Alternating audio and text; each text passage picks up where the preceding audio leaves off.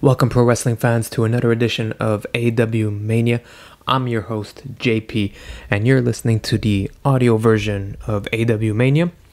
For this one, we will not be filming anything live in terms of video footage. So I want to start things off immediately by discussing WrestleMania 36, which is taking place April 4th and April 5th, live in Orlando, Florida, from the WWE Performance Center and various other locations, which may include the Full Sail Arena and yet to be determined other locations.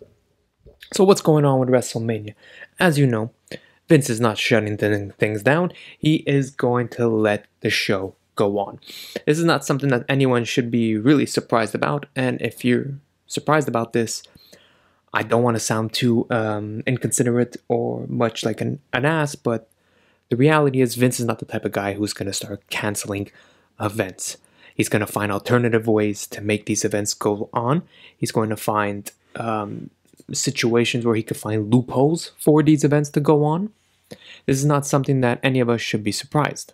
Vince has been known to do this for years and years. Say there's a death in the business, show goes on. Say there's an earthquake, show goes on. Say the Twin Towers fall, show goes on. A coronavirus or a pandemic strikes, show will go on in some capacity. As you know, Vince is the type of guy who doesn't approve of sneezing, coughing, being sick at work. He's the kind of guy who believes if you're a man or a woman and you're as tough as you say you are, you should never ever feel any symptoms of any disease or should never actually be sick. You gotta be tough and you gotta be rugged and you gotta be able to survive anything and everything that comes your way. Now, does that make any sense? Logically speaking, that does not make any sense whatsoever. But this is not my world, this is Vince's world. These are the rules he lives by, this is what he sets for himself. These are the standards he believes all his competitors and athletes and those that work within the company production and writing staff should abide by. You sneeze in front of him, he gives you a dirty look, he's not pleased with you. So, for anyone to think that Vince is going to put something on hold for a pandemic, for a disease, for a spreading virus or flu, it's not going to happen. Vince is going to take the necessary precautions to ensure that the show goes on and no one gets hurt, no one gets sick, and no one is struck with this disease. Even if it's at the cost of the fans. Even if the fans are forced to watch an event from home and most likely watch an event that does not live up to WWE standards and quality. But what is WWE standard and quality? As we've seen over the last 2 weeks from Raw, SmackDown, and NXT, the formula hasn't changed. The WWE continues to put out the same old formula. Talk to the fans, talk to the audience, even though there's no one in the arena. Cut a promo like there's people in the arena. Pause, hold for applause, hold for cheers, even when there's no one in the arena. During your match, go for big spots and taunt, even though there's no one in the arena. You know, for a time that requires change, and they've made the change by bringing their Raw and SmackDowns and NXTs to the Performance Center, you can't just be changing the location, you've got to be changing the product at the same time. See, our biggest issue before this pandemic was the fact that the WWE chose not to change their current style of wrestling, their current product. They continued to do the same thing over and over again. And that's why fans started to turn towards New Japan and AEW and alternatives, because we wanted that alternative, we wanted that change. And in a time where you should be taking the opportunity to try new things, to give the fans something different, you continue to do the same old, same old. Your wrestling matches play out in the same old formula. The guys come out, and now they're even having shorter matches on television than they were when the shows were live in front of thousands of people. Now they're in front of nobody, and the matches are shorter, and they're just by the same formula. Not dropkick, but you start the match off quick, you end up in some submission hold for a time being. The good guy fights back and lands his finisher, and it's a 1, 2, 3, or vice versa. The good guy gets the advantage on the bad guy, and the heel somehow pulls out the victory with his finishing move. It's a formula that's been time tested, and it's a formula that's got to change. Look, if you guys want to give pro wrestling fans entertainment, and you want to give us something to watch while we're trapped at home in quarantine and not forced to go out, give us something to watch at home. There's only so long you can keep giving us these 6 to 12 minutes, even 12 minutes even pushing it, style of matches. We're going to get bored. Look, the match starts, you've got 2 entrances and about 3 minutes of wrestling, followed by a commercial that's about 3 to 4 minutes long, and then you come back and you've got at least another 6 minutes of pro wrestling. So in total, we've got to see 9 minutes of wrestling on television before 1, 2, 3 occurs, and the fans are left sitting on their hands watching either replays of old wrestling matches that they can find on the WWE Network, which I assume many already have the WWE Network if you're a WWE fan, or you're left watching segments that don't make any sense because the guys are talking to an empty arena and they're holding for pauses. Look, one of my biggest gripe right now with the WWE and what they're doing is that they continue to face the camera towards an audience or lack of an audience. The camera's facing empty seats. We're already sitting at home watching a product from our television, depressed as it is that the fact that we can't go outside of our house. So the fact that you're forcing us to watch your product, knowing that there's empty seats there, and knowing that the camera is facing these empty seats, it makes it even more depressing. AEW found a simple solution. It's face the camera at the entrance ramp. And if you're going to face the audience, make sure that there's someone sitting around there. Make sure there's a group of wrestlers out there making some noise, playing some games, drinking, or doing something. To have the camera continue to face in the same location as you would as a live event, which is in the direction of the audience, it's pointless. There's nobody there. You're just making it, once again, depressing, and we're depressed as it is. It's not hard. Turn the camera to face the entrance. I'm not asking, it's just really one nitpick. It's one stupid nitpick based off the idea that we're looking at. No, that would be like me staring at my black television, no signal, no nothing, and imagining what would be on at 8 p.m. Eastern Time on a Monday night. Imagining myself watching Monday Night Raw. Why should I be imagining these wrestlers competing in front of a live audience when there isn't none? The job is of the WWE to lift our imagination, to grab our attention, and to make us focus on what these performers are doing in the ring. I find myself distracted by the empty seats. And if that's the decision and the direction that WrestleMania 36 is going to take on those 2 nights, by having the camera face solely on the empty seats, I'm going to be sorely disappointed at the fact that you're taking a missed opportunity to have the focus on the in-ring action and not so much on what is missing from this spectacle. Because WrestleMania is just that. It is a spectacle. It's the grandest stage of them all for these guys, for the competitors, the women, the males, and everyone involved in the business, whether you're in the production design or whether you're backstage in the writing crew. You usually spent a year, building feuds and storylines and creating designs for arenas. Now, I know the arena is not going to probably be as grand as it was supposed to be. Hell, maybe there might not even be anything special in terms of arena and entrance design. It might just be the Performance Center in full sail look as it is. But you spend close to a year developing this end-all be-all event that is meant to be the mecca of sports entertainment. You shouldn't be facing an empty arena. Put the focus on the athletes. Just have the camera facing the entrance ramp. At least that would offer more to the audience watching at home. At least we could be drawn in to what is going on from the competitors. Because on paper, WrestleMania 36 is not a poor card. On paper, WrestleMania 36 is probably the strongest WrestleMania card over the last 3 years. Last year's WrestleMania 35, sure, it did have a strong card, but we all saw how that played out. It didn't live up. A lot of people were second guessing on whether or not the nature of this card was actually going to live up to the hype. And to be honest, it didn't. As someone who was there, it was all right. It wasn't anything special.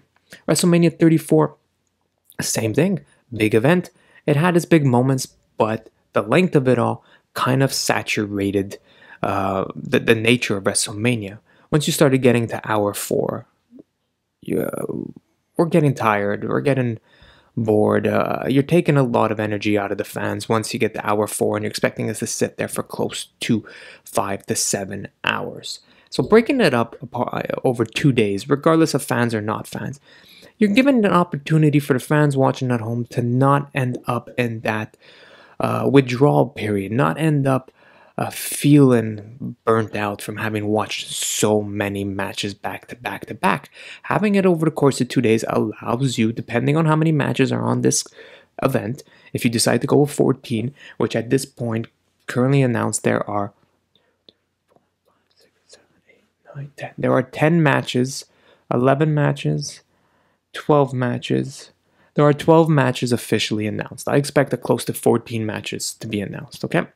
We have close to 14 matches announced, officially 12 matches announced. If you break that up over 6 and 6, 6 on the 4th, 6 on the 5th, that's more than enough. I think you've got, about 4 hours of airtime on each event. If you decide to use the full 4 hours, you got 4 hours. You could give wrestling fans the time that they need to have wrestling matches. Right? You give the time that AEW takes up in their 2-hour period where they delivered a fantastic show last Wednesday, and I believe they're going to hit another one out of the park tonight if they continue to replicate the same formula and continue to change up what we wrestling fans expect to happen in empty arena matches. They're giving the fans wrestling matches, regardless of fans or not. They're giving the fans something entertaining to watch, to giving them a true competitive matchup, as the UFC did in Brazil with no fans. You still felt the stakes. You still felt the fact that this was an important fight for these competitors. They're fighting for their livelihood. They're fighting for their spots in their rankings. They're fighting for potential championship opportunities. When you're watching a Raw and SmackDown, you feel you're just watching these guys go out there to collect a paycheck, and there's no real intensity or reason behind it. WrestleMania needs to have that, and by having that, you need to have most of these matches be actual wrestling matches. I'm not asking for marathons or Broadway matches. I'm asking for something that you give them a limit, a time limit, that they could surpass. They could surpass a 5-minute mark. To have them tell a necessary story in the ring. Just don't, if you're going to have them go out there and throw their biggest moves and land the finisher, what's the point? We, the fans, are starting to see through that. And to begin with, the fact that most fans are trapped in their home, and we're getting already annoyed at the fact that most of us can't go out, or most of us are out of a job and we're stuck within the confines of our home, you're not helping the situation. And this is the time where WWE should be the light at the end of the tunnel for most of the people trapped at home. We have no other sports to be watching. So this is the opportunity for World Wrestling Entertainment to be just that. The entertainment that those trapped at home desire right now. Your WrestleMania card on paper, as I said, I believe is one of the best. You've got Brock Lesnar taking on Drew McIntyre for the WWE Championship. This is your ultimate big man matchup. This is Andre. This is Andre versus Hogan. This is Hogan versus Ultimate Warrior. This is Stone Cold versus The Rock. This is Triple H versus Big Show. This is the level of magnitude of Batista versus The Undertaker. These are two big hosses going at it, battling for your most prestigious championship in the business. To have Drew McIntyre go out and land 15 Claymore kicks and get hit with one F5 and 1, 2, 3 would be a disgrace to WrestleMania. These guys need to battle it out like two big heavyweights. They need to have a brawl. They need to have a slugfest. Hell, we're in an empty arena. Let's just have all these matches be that. All out, be all matches. Now, if some of the athletes are not inclined to want to go out there and give these performances as I'm inclining they should, that is understandable due to the circumstances. All right, I understand that. But if these athletes, men and women, want to go out there and steal the show and a chance and an opportunity that they're being given, this is the chance now to steal the show. This is a chance now to build your audience to those who don't know you, the unknown, those tuning in because there's nothing else on television. This is your opportunity to shock the world. AEW is doing that. AEW will continue to do that. They will continue to put on competitive matchups. Following the Brock and Drew McIntyre match, you've got Goldberg and Roman Reigns for the Universal title. Now, I'm not expecting big things from this match. On paper, the majority of the fans, just thinking about it, believe this is going to be a quick one-and-done match. You don't see Goldberg going past the 10-minute mark. This is going to be spear, spear, spear, and someone picks up the victory. Kind of a match, a brawl is what I'm expecting. Becky and Shayna Baszler for the Raw Women's Championship. This, my friends, I'm expecting, even before all of this was going down, we were expecting big things from this matchup between these two women. This should be your main event on paper if it's not Charlotte and Rhea Ripley. Shayna Baszler and Becky is your big-time fight. It's your former cage fighter, your former NXT champion, the girl who ran the division back in NXT versus the man, the girl who's been running the division, the woman who's been running the division, the man who's been running the division for the last year since she defeated Charlotte Flair and Ronda Rousey at WrestleMania 35. She's been champ for a year, and now she's getting what many are considering her toughest test to date, and it should be treated as such, a matchup of that magnitude. Then you've got the queen, the champion of champions, 7-time or 8-time women's champion, Charlotte Flair, returning to a division and brand that she helped build and start. That is the NXT brand, the NXT women's brand, the NXT Women's Championship. She's taking on Rhea Ripley, the woman to defeat Shayna Baszler, the woman to take the title from Shayna Baszler, the woman to change the foundation of the NXT Women's division. She's going up against but an eventual Hall of Famer and legend in Charlotte Flair. This is the future versus the current. This is the nature boy's daughter, the nature girl, the nature woman, Charlotte Flair, taking on her biggest and stiffest competition to date in a woman that she has never faced yet. This is an original. This is the first time ever. Charlotte Flair, Rhea Ripley, and it should be treated as that, your Royal Rumble winner taking on the NXT champion. And then you've got Bayley taking on Sasha Banks, Lacey Evans, Naomi, Tamina, and Dana Brooke in a 6-pack challenge for the SmackDown Women's Championship. This is going to be a look. You got a matchup, and when you usually have 6-pack matches or multiple man-woman matches, they're going to be quick. They're going to be painless. But in order for all these matches to work, the audience needs to care, and the audience needs to care by giving these women the opportunity to shine. And like I've said for all the previous 4 matches, this is the opportunity for them to stand out above the rest of the roster. This is WrestleMania. Let's treat it like WrestleMania. We may not have the 80,000 screaming fans. We may not have the big pyro. We may not have the big set. We may not have the big time feel. But these matches are big time feel matches. And if you put that extra spunk in it, that extra attention in it, and you give the okay to these athletes to go out there and do what they've trained their life for, it's going to have that big time feel regardless of what the mainstream pro wrestling media feels on the idea that Vince continues to go on with the show. And that's this your top 5 title matches. I haven't even included the John Cena versus Bray Wyatt match, the Undertaker versus AJ Styles, Edge versus Randy Orton in a last man standing match, Seth Rollins versus Kevin Owens, The Miz and Morrison defending their tag team titles against potentially the Usos or Kofi Kingston and Big E, Elias versus King Corbin, Daniel Bryan versus Sami Zayn. Just there, I've mentioned Daniel Bryan, Sami Zayn, Edge and Orton, Undertaker Styles, Bray Wyatt and John Cena, and Seth Rollins versus Kevin Owens. These are your wrestlers wrestling matches. Your wrestlers of wrestlers. These are the guys that go out there that can put you on Broadway clinics. Now, yes, The Undertaker has reached a point in his career where he's over 50 years old and maybe he can't go the way he used to go. But AJ Styles is the guy that can make a broomstick, and I mean a broomstick, look like a viable competitor against him. Have faith in your athletes, WWE. Have faith in this WrestleMania. I know this show is going to be recorded. For those of you who are unaware, all right, I've broken that. That's your card for WrestleMania.